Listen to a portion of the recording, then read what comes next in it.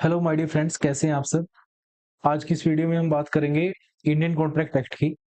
देखो, मैं ये बताना चाहता हूँ कि ये जो वीडियो है, ऐसी आपको सीरीज में वीडियोस मिलेंगी इंडियन कॉन्ट्रैक्ट एक्ट के लिए। इस वीडियो में हम बहुत ज़्यादा डिटेल में कॉन्ट्रैक्ट एक्ट को फ्रॉम द बेसिक, बिल्कुल बेसिक से स्टार्ट कर रहे हैं, ताकि जिसने एलएलबी कर ली और वो जुडिशरी के लिए प्रिपेयर कर रहा है वो भी पढ़ सके, और जो अभी एलएलबी कर रहे हैं वो अभी से अपना कॉन्ट्रैक्ट एक्ट स्ट्रॉन्ग कर सके। ठीक है, तो सारे जो हमारे नोट्स हैं वो हैंड रिटन हैं, क्योंकि मेरा ये पर्सनल मानना है कि अगर टाइप नोट से आप पढ़ते हैं, या वैसे तो बहुत सारी बुक्स हैं, शायद आपको पीछे दिख भी रही होंगी कुछ बुक्स, तो इन बुक्स का कोई ज्यादा फायदा होता नहीं है एग्जाम टाइम पे, बिल्कुल अगर सिर पे आ जाए और आपको डिटेल में पढ़ना है। इन नोट्स के अंदर मैं आपसे इतना प्रॉमिस कर सकता हूँ कि जो मैं पढ़ा रहा हूँ इस सब्जेक्ट के लिए, पर्टिकुलर जो टॉपिक हम बात करेंगे उस टॉपिक से कुछ भी छोटा नहीं रहेगा।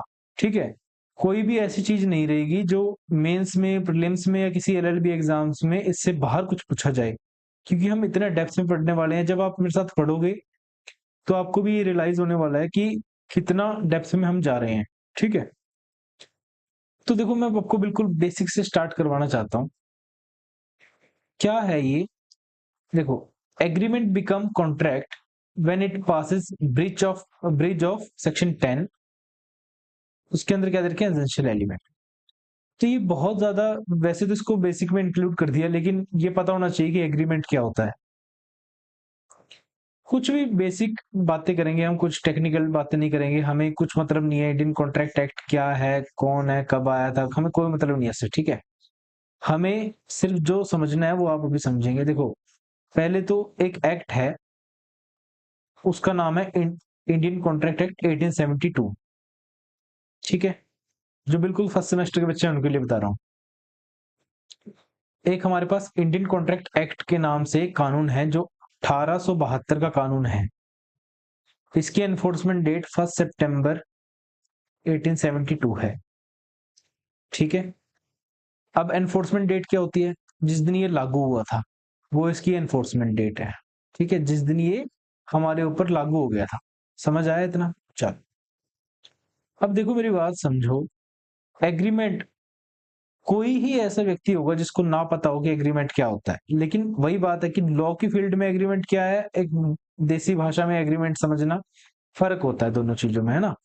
तो एग्रीमेंट क्या होता है, हम टेक्निकलिटीज पे नहीं जा रहे हैं अभी, डेफिनेशंस पे नहीं जा रहे हैं, सिंपल बता रहा हूं मैं आपको कि कोई भी, जैसे मेरे फादर हैं, वो मुझसे कुछ प्रॉमिस करते हैं। प्रॉमिस मतलब नॉर्मल सा प्रॉमिस, जैसे मैंने अभी आपको किया कि इससे बाहर कुछ नहीं आएगा, ऐसा कुछ प्रॉमिस करते हैं। जैसे मेरे पापा हैं, वो मुझसे प्रॉमिस करते हैं कि मैं तुझे थार गाड़ी दिलवाऊंगा। क्या दिलवाऊंगा? थार गाड़ी दिलवाऊंगा। ठीक है, कब दिलवाएंगे मुझे वो थार गाड़ी? जब मैं अपनी यूनिवर्सिटी को टॉप करूंगा। ठीक है, मेरे सबसे ज्यादा मार्क्स आएंगे। अब मैंने यूनिवर्सिटी को टॉप कर लिया राहुल सर के इलेक्शन देख के, जो कि आप देख रहे हैं अभी, है ना। तो यूनिवर्सिटी को टॉप कर लिया, मेरे फादर ने मुझे थार नहीं दिलवाई। क्यों नहीं दिलवाई? कहा कि बेटा मैंने तो ऐसे ही कहा था तेरे भले के लिए। तो क्या ये कॉन्ट्रैक्ट है? लेकिन क्या ये एग्रीमेंट है? तो ये, यस, ये एग्रीमेंट तो है, पर ये कॉन्ट्रैक्ट नहीं है। अभी समझेंगे क्या होता है एग्रीमेंट और कॉन्ट्रैक्ट के बीच का फर्क। इतना समझ आ गया होगा? ठीक। तो अब आगे देखो, इसके अंदर मैं आपको क्या बताना चाह रहा हूँ, क्या इसके अंदर इतना जरूरी है। देखो यार, ऐसा क्या है इसके अंदर जो हमें जुडिशरी में भी पूछा जाता है और एलएलबी में भी पढ़ा रहे हैं। हम कॉन्ट्रैक्ट एक्ट को डेली लाइफ में बहुत यूज करते हैं। कोई भी आप एग्जांपल उठा लो। आप सुबह उठे, दूध वाला आया आपके घर, या आप किसी शॉप पे गए, आपने उसको क्या कहा कि भाई ये ले 20 रुपीज, और मुझे हाफ लीटर या जो भी आपके रेट होंगे दूध के, वो हाफ लीटर मुझे दूध दे दो, ठीक है, दे दो। तो ये क्या किया आपने, ये एक एग्रीमेंट किया, किया ना एग्रीमेंट इसके साथ। तो इसी को हम एग्रीमेंट कहते हैं जहां पे दो पार्टी कुछ कंसिडरेशन पे करती हैं। कंसिडरेशन मतलब ये 20 रुपए, मतलब बदले में। कंसिडरेशन को मतलब हम पढ़ेंगे के बदले, कि इसके बदले में क्या है, ठीक है। लॉफुल ऑब्जेक्ट मतलब अगर आप दूध खरीद रहे हो तो कोई दूध ऐसा तो नहीं है कि दूध मतलब कोई इलीगल चीज है, इलीगल चीज तो नहीं है ना, ले सकते हैं ना, खरीद सकते हैं ना। नॉट डिक्लेयर्ड वॉइड, ये जो चीज है या फिर जो पर्सन है उसको वॉइड तो डिक्लेयर नहीं कर रखा ना।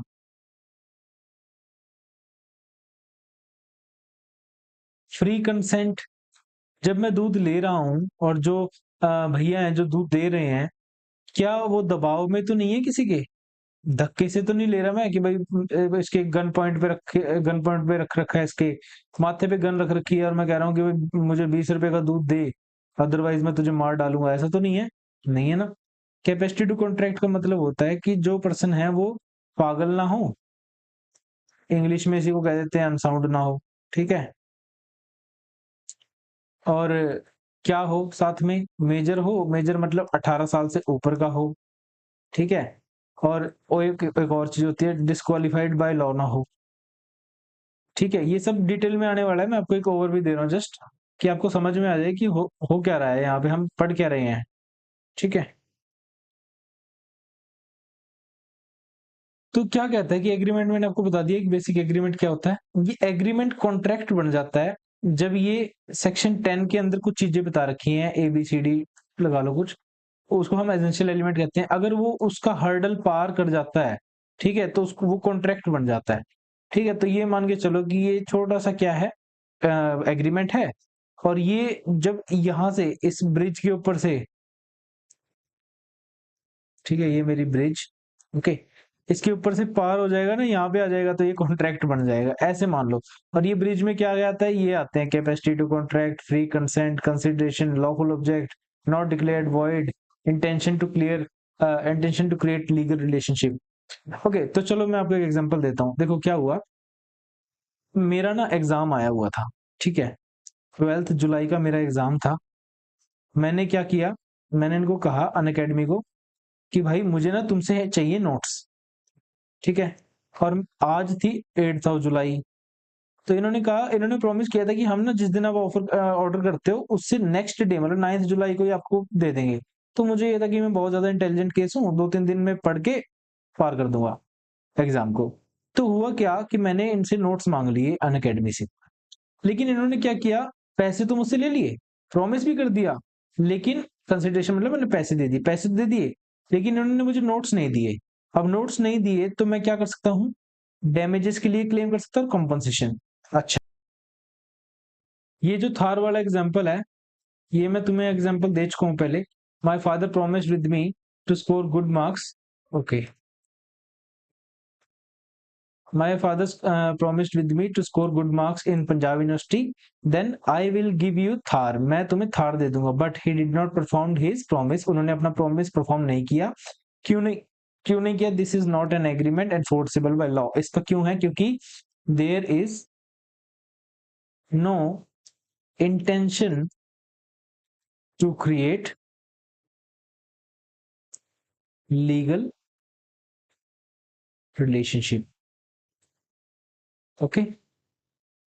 ये तो घर में अगर कोई हस्बैंड अपनी वाइफ को कह दे कि तुम्हारे लिए मैं साड़ी लेके आऊंगा और फिर ना लेके आए, तो क्या वाइफ उस पर केस कर देगी क्या, नहीं, एनफोर्सेबल ये कॉन्ट्रैक्ट नहीं होते हैं ऐसे, ठीक है। तो आओ हिस्ट्री में, देखो क्या होता था earlier, society was nomadic only to search food and have its utility, then slowly it started settling. क्या हुआ कि भाई शुरू शुरू में ना जो सोसाइटी थी ये नोमैडिक थी, जिसको सिर्फ अपना खाना चाहिए था, पीना चाहिए था और सोना आता था, धीरे धीरे इन्होंने क्या किया, ये समाज बनाने लग गए। जो आज वो चार लोग है ना, चार लोग कुछ कहेंगे, है ना, वो यही है वो चार लोग जो उन्होंने समाज बना लिया। They started into barter system. Barter system क्या होता है कि मेरे पास चावल है, तुम्हारे पास आटा है, मुझे मुझे आटा चाहिए, तुम मुझे आटा दे दो और चावल मुझसे ले जाओ, ठीक है, ये होता है barter system. Which was quid pro quo something for something. Quid pro quo, इसको हम कहते हैं क्विड प्रो को, मतलब तुम मुझे कुछ दे दो मैं तुम्हें कुछ दूंगा, जैसे तुम मुझे खून दो मैं तुम्हें आजादी दूंगा, वो बार्टर सिस्टम में था, ठीक है। उन्होंने ये तो नहीं कहा कि तुम मुझे खून दो मैं तुम्हें पैसे दूंगा, नहीं, आजादी दूंगा, okay. People now are self-sufficient, which enhance the need of contract between the society. These contract also led to disputes, so we need some law for settlement of this dispute. अगर समाज बन रहा है तो जरूरी है कि उसके अंदर लोग रह रहे होंगे, तभी तो समाज बनेगा। लोग रह रहे हैं तो वो आपस में क्या करते हैं, कॉन्ट्रैक्ट करते हैं। और देखो भाई, कॉन्ट्रैक्ट जब होते हैं तो ये भी ध्यान रखो कि कॉन्ट्रैक्ट टूटते भी हैं। अगर कॉन्ट्रैक्ट टूट रहे हैं तो उनको सेटल करने के लिए क्या हमें लॉज की रिक्वायरमेंट नहीं होगी? लेकिन ऐसा नहीं है कि 1872 से पहले कॉन्ट्रैक्ट नहीं होते थे या लॉ ही नहीं थे। लॉ भी थे और कॉन्ट्रैक्ट भी होते थे, ये सब काम होते थे, लेकिन 1872 के इंडियन कॉन्ट्रैक्ट एक्ट के तहत नहीं होते थे। There were many laws for Hindus and for Muslims. Hindus और मुस्लिम्स के लिए अपने अपने इनके डिफरेंट डिफरेंट लॉज थे। Earlier they applied their own laws, पहले इन्होंने अपने खुद लॉ लगाए, but then they realise their blunder. किन की बात हो रही है? अंग्रेजों की। अंग्रेजों की क्या बात हो रही है कि इन्होंने पहले खुद के लॉज लगा दिए इनके ऊपर, हिंदू और मुस्लिम्स के ऊपर, लेकिन धीरे धीरे इनको रियलाइज हुआ कि यार ये तो सबसे बड़ी ब्लंडर, ब्लंडर का मतलब वो क्या होता है, बहुत बड़ी गलती, ब्लंडर हमने कर दिया, and started amalgamation of their laws with Indian laws. वो क्या करने लगे ऐसे, ये इसको कहते हैं अमलगेशन, मतलब मिलाना, बेसिकली अपने लॉज को और हिंदू मुस्लिम के जो लॉज थे इंडियन कॉन्ट्रैक्ट एक्ट में मिला दिए उन्होंने, ठीक है। Common law is based on Greek philosophy, famous philosopher Pluto, famous work, pact sunt servanda, agreement must be kept। तो ये बेसिक चीजें हैं, बेसिक इनका स्पेशल प्रिंसिपल है, ये चीज आपने पढ़ी होगी आई थिंक इंटरनेशनल लॉ में, ओके। तो कॉमन लॉ जो है वो ग्रीक फिलोसफी पे काम करता है। ग्रीक फिलोसफर एक बहुत शानदार, बहुत फेमस हमारे पास फिलोसफर आते हैं जिनका नाम है प्लूटो, ठीक है। और प्लूटो बहुत मतलब शानदार फिलोसफर रहे हैं अपने टाइम में। इन्होंने एक प्रिंसिपल दिया था, पैक्ट सेंट सर्वेंट, ये सर्वेंटा कह देते हैं, कि एग्रीमेंट मस्ट बी केप्ट। मतलब क्या होता है इसका कि भाई जो एग्रीमेंट हो गया वो होना चाहिए। एग्रीमेंट ये नहीं है कि करके ऐसे वेस्ट कर दिया, मतलब परफॉर्म नहीं किया, परफॉर्म होना चाहिए, ओके।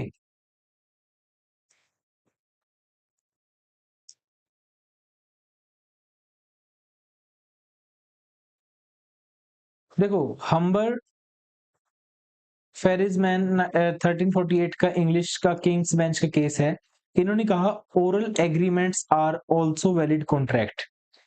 क्यों कहा ये? क्योंकि जो दूध लेने गए थे तो क्या आपने दूध वाले के लिए स्टैम्प पेपर पे कॉन्ट्रैक्ट किया था क्या?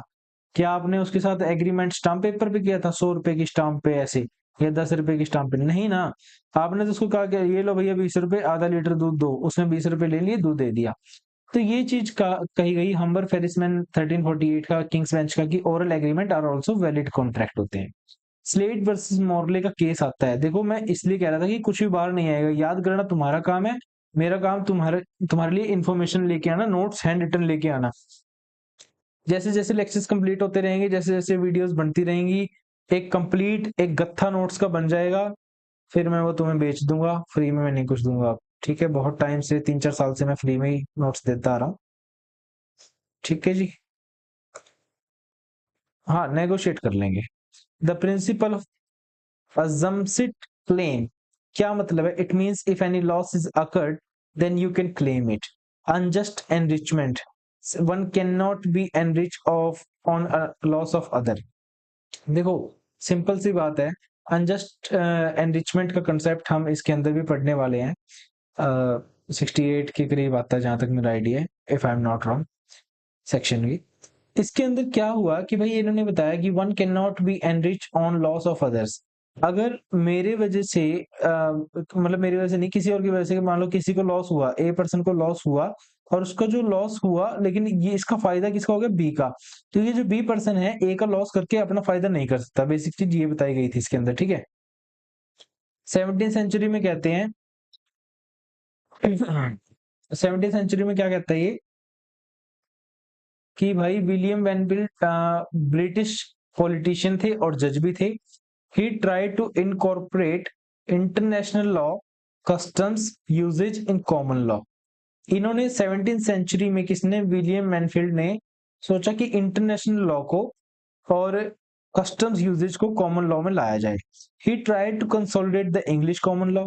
इन्होंने कोशिश की कि हम इंग्लिश कॉमन लॉ को इसके अंदर ले आते हैं।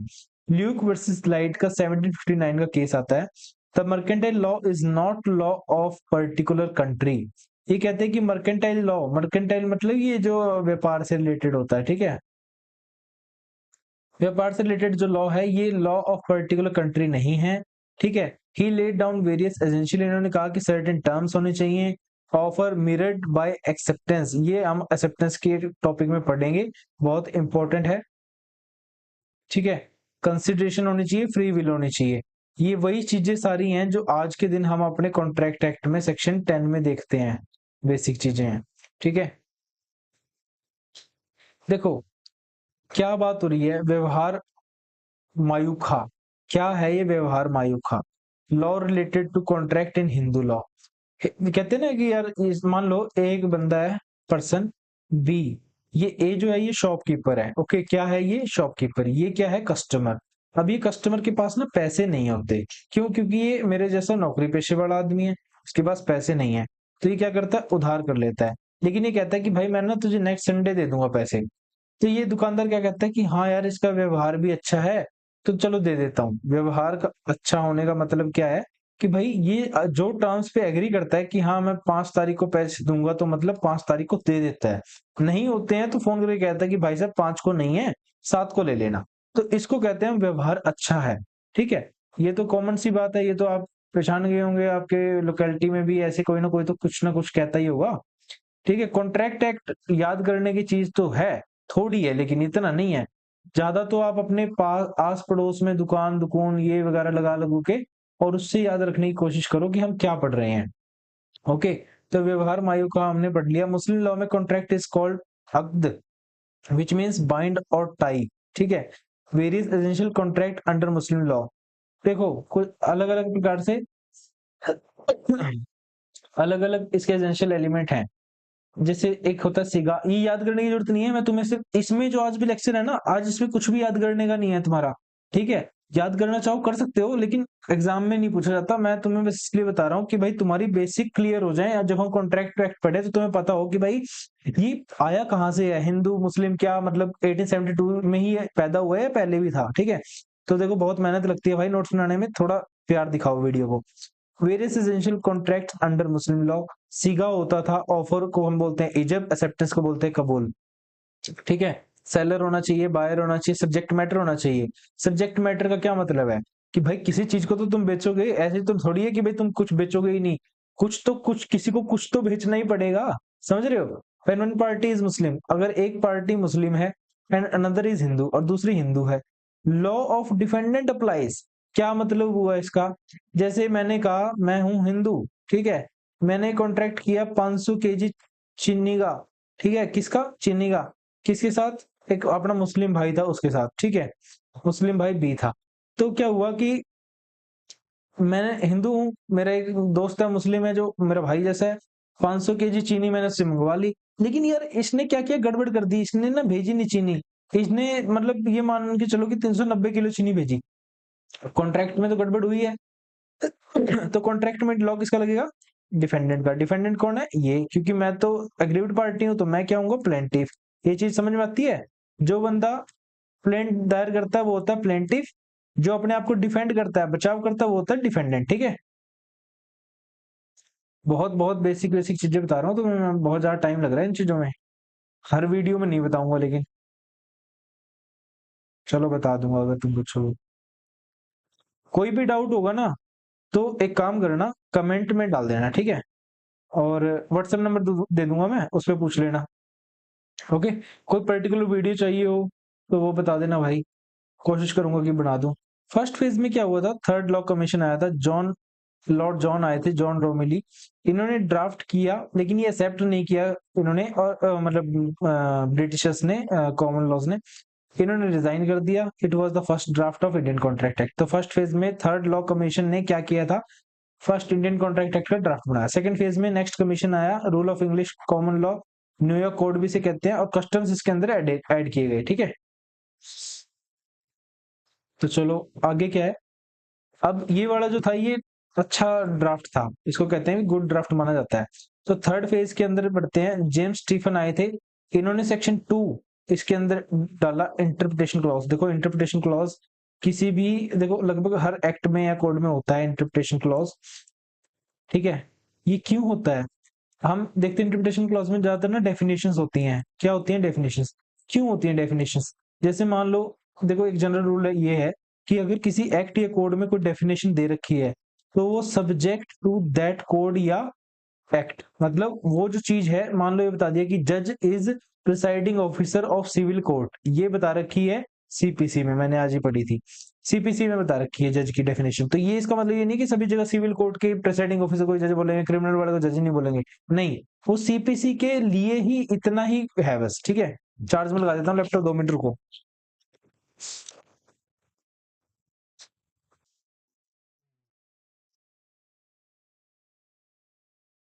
इन्होंने इसके अंदर इंटरप्रिटेशन इन्होंने इसके अंदर इंटरप्रिटेशन क्लॉज डाला था। ठीक है, 25 अप्रैल 1872 को बिल इनेक्ट हुआ था, और 1 सितंबर 1872 को बिल जो है था एनफोर्स हो गया था, एक्ट बन के लागू हो गया था। क्या हो गया था, लागू हो गया था, क्या हो गया था, लागू। ठीक है, तो इतना समझ में आ गया भैया। ओके,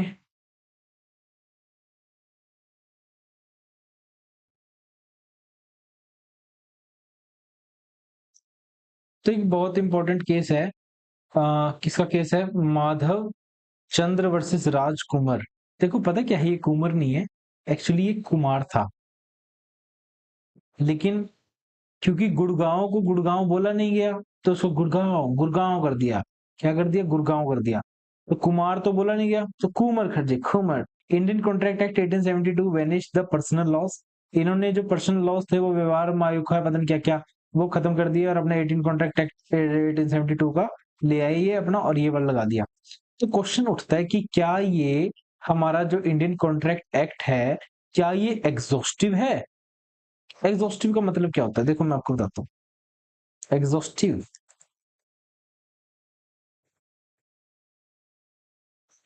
किसी एक्ट को हम ये कहते हैं कि क्या ये एक्ट एग्जॉस्टिव है या नहीं।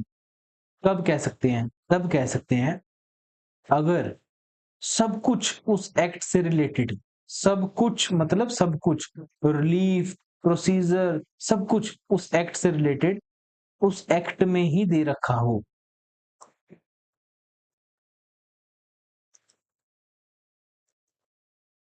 मतलब ये अपने आप में कंप्लीट हो। एग्जॉस्टिव का मतलब होता है कंप्लीट, इसके बाद हमें कुछ और कहीं देखने की जरूरत नहीं है। तो क्या ऐसा है, मुझे तो नहीं लगता। क्यों नहीं लगता मुझे, क्योंकि मैंने दूसरे एक्ट पढ़ रखे हैं, लेकिन आपको लगता होगा क्योंकि आपने अभी दूसरे एक्ट नहीं पढ़ रखे हैं। तो दिखा देते हैं आपको पढ़ के, वो देखो एसआरए एक सब्जेक्ट है हमारे पास, वो भी हम पढ़ेंगे, जिसको हम कहते हैं स्पेसिफिक रिलीफ एक्ट। इसका थोड़ा एप्लीकेशन मैं आपको बताना चाहूंगा कि क्या होता है। देखो, कहीं जगह मिले तो बताऊं, कहीं जगह ही नहीं है भाई, कहाँ बताऊं, मैं तो बताऊं फिर, रहने दो, बता देते। देखो, इसको एग्जॉस्टिव को मिटा देते हैं, ठीक है। कंजेस्टेड जगह, पेज नहीं मैं वेस्ट करता ना, आगे से नोट्स बनाऊंगा ना जो, उसके अंदर थोड़ी जगह छोड़ दिया करूंगा अपने लिए, ठीक है ना, अपने कमेंट्स ऐड करा करूंगा फिर यहाँ। अच्छा, तो मैं क्या बता रहा था तुम्हें, एसआरए। मैं ए हूँ, मैंने बी के साथ कॉन्ट्रैक्ट किया कि मुझे 500 केजी चीनी चाहिए। क्या चाहिए मुझे, आटा चाहिए यार, चीनी नहीं चाहिए, हमेशा चीनी चीनी खा जाएंगे, आटा चाहिए मुझे 500 किलो, ठीक है। लेकिन बी नहीं दे रहा। बी मतलब पहले एक्सेप्ट कर लिया था, मैंने पैसे भी दे दिए इसको, 5,000 रुपये दे दिए, ठीक है। लेकिन अब इसने रिफ्यूज कर दिया, कॉन्ट्रैक्ट का क्या किया, ब्रीच ऑफ कॉन्ट्रैक्ट कर दिया। ब्रीच ऑफ कॉन्ट्रैक्ट उल्टा लिख दिया मैंने, बीओसी लिखना सीओबी लिख दिया, समझ जाना, ठीक है। अब बीच ब्रीच ऑफ कॉन्ट्रैक्ट मैं क्या कर सकता हूँ, मैं कर सकता हूँ कि भाई अगर मान लो इसकी वजह से जो कॉन्ट्रैक्ट इसने मना किया इसकी वजह से अगर वो नुकसान हुआ, नुकसान मांग लूं, मुझे परेशानी हुई वो कर लूं, केस कर रहा हूँ लिटिगेशन चार्ज मांग लूं, ठीक है। और क्या कर सकता हूँ, मैं ये भी तो कह सकता हूँ कि कोर्ट में कि भाई मुझे नहीं पता, ऐसा है मैंने कॉन्ट्रैक्ट किया था आटे के लिए, मुझे पैसे नहीं चाहिए, मुझे तो 500 किलो आटा ही चाहिए, ठीक है। ये क्या है, ये स्पेसिफिक परफॉर्मेंस है जो आपने उससे करवाई है। और ये स्पेसिफिक परफॉर्मेंस कहाँ है, ये एसआरए के अंदर दी गई है, स्पेसिफिक परफॉर्मेंस एक्ट के अंदर दी गई है, ठीक है। तो स्पेसिफिक परफॉर्मेंस एक्ट के अंदर, सॉरी, स्पेसिफिक परफॉर्मेंस एक्ट के अंदर नहीं, स्पेसिफिक रिलीफ एक्ट के अंदर दी गई है। यार ये बहुत कंफ्यूजन है। स्पेसिफिक रिलीफ एक्ट के अंदर दी गई है, जो कब का एक्ट है, 1937 का है। चेक करके बताना मुझे एक बार कमेंट में, ठीक है। जहां तक मेरा आइडिया 1937 का एक्ट है। तो स्पेसिफिक रिलीफ एक्ट 1937 के अंदर हमें ये कुछ रेमेडीज दी गई हैं जहां से हम अपने कॉन्ट्रैक्ट के लिए रेमेडीज ले सकते हैं। जैसे स्पेसिफिक परफॉर्मेंस हो गया कॉन्ट्रैक्ट का, ठीक है, सब्सटीट्यूट परफॉर्मेंस हो गया, ठीक है, और बहुत सारी चीजें हैं जो हम उसको पढ़ेंगे, डिटेल में बताऊंगा आपको, ओके। इंजंक्शंस हो गए, डिक्लेरेटरी डिक्री हो गई, पता नहीं क्या क्या है। अभी तो कुछ समझ नहीं आ रहा होगा, ऊपर से जा रहा होगा, जाना भी चाहिए। अगर अभी समझ में आ गया फिर तुम मेरी वीडियो थोड़ी देखोगे बाद में, तो जाना चाहिए तुम्हारे ऊपर से। बस जो समझा रहा हूँ वो समझते रहना। कॉन्ट्रैक्ट में ऐसी मास्टरी होगी मेरे भाई, क्लास में जाके तुम टीचर को पूछोगे, कल शुक्ला वाला केस बता देना बस। तो चलो दूसरी बात है, the preamble of Indian Contract Act, the term uses certain parts. It shows that it is not exhaustive in nature.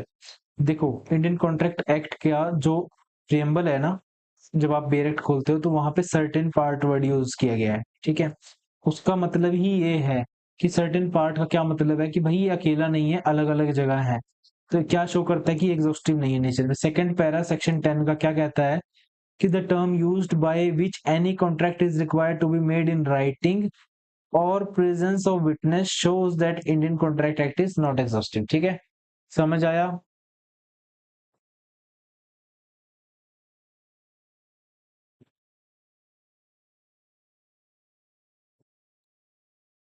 देखो अब आता है कि कॉन्ट्रैक्ट एक्ट जो है वो सब्सटेंटिव है या प्रोसीजरल है। अब ये नहीं पता होगा क्या होता है।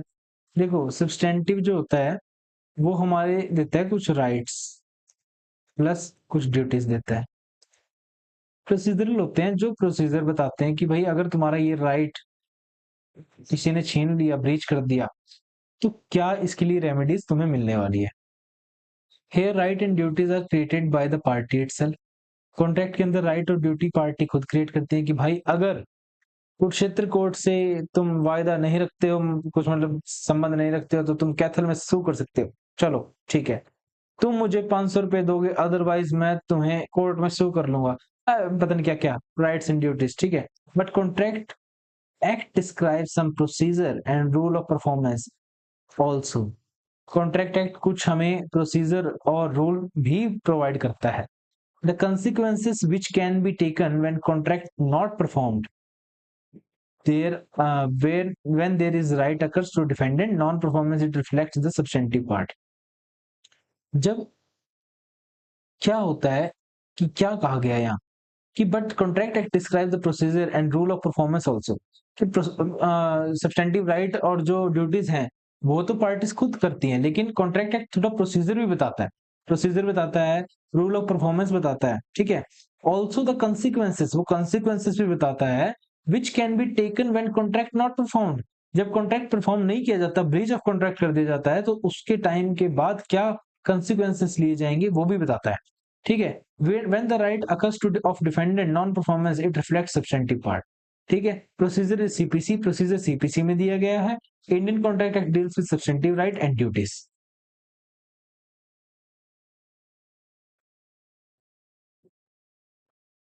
Procedural laws are those laws which describe procedure of approaching court and trial।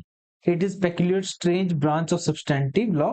एंसन कहते हैं कि it is peculiar strange branch of substantive law. तो 4 एरियाज हैं कॉन्ट्रैक्ट के। तो general principle of formation of contract, types of contract, performance of contract and consequences of breach of contract. कि अगर contract breach हो जाता है तो ये तो हमने देखा कि भाई कंपनसेशन ले लो 73 में जाके या एसआरए में चले जाओ, अपना स्पेसिफिक परफॉर्मेंस ये वो ऐसे ऐसे।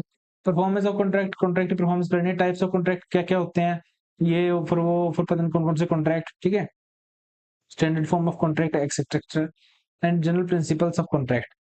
तो मुझे लगता है कि आज के लिए इतना बहुत है।